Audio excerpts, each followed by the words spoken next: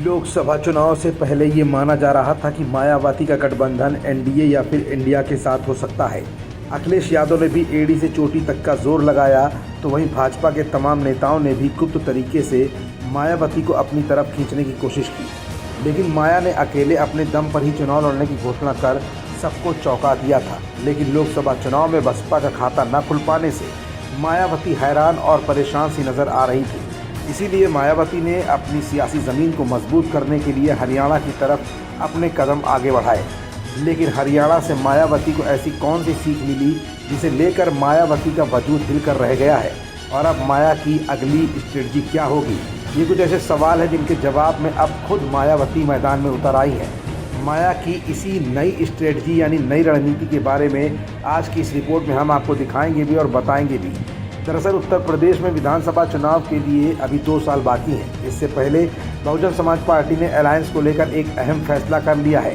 Social media site x पर Baspa chief Mayawati ने एक तरफ जहां ये संकेत दिए कि हरियाणा चुनाव में अलायंस उनके और उनकी पार्टी के काम नहीं आया, तो दूसरी ओर ये भी संदेश दिया कि अब भविष्य में किसी के भी साथ गठबंधन नहीं होगा।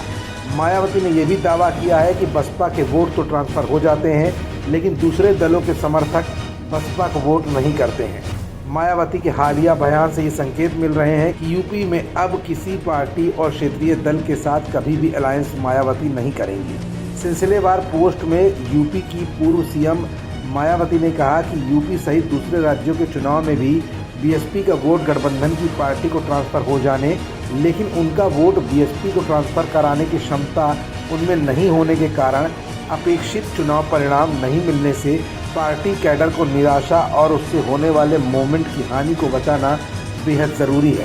पूर्व सांसद ने कहा कि इसी संदर्भ में हरियाणा विधानसभा के चुनाव परिणाम और इससे पहले पंजाब चुनाव के कड़वे अनुभव के मद्देनज़र आज हरियाणा और पंजाब की समीक्षा बैठक में क्षेत्रीय पार्टियों से भी अब आगे गठबंधन नहीं करने का निर्णय, जबकि भाजपा, एनडीए और कांग्रेस इंडिया गठबंधन से दूरी पहले की तरह ही जारी रहेगी।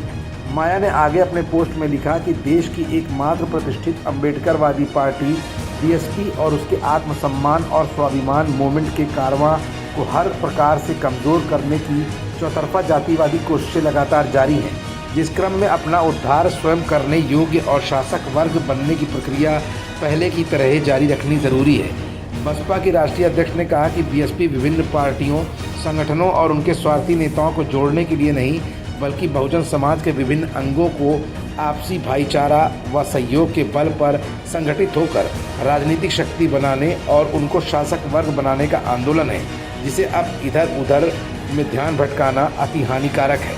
पंजाब और हरियाणा से मिले कड़वे अनुभव के आधार पर फिलहाल मायावती ने किसी के साथ गठबंधन करने से मना कर दिया है।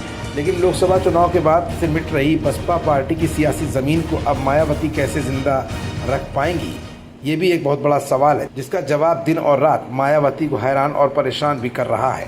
हमारा channel Indian news services INS like, share and subscribe करना न भूलें।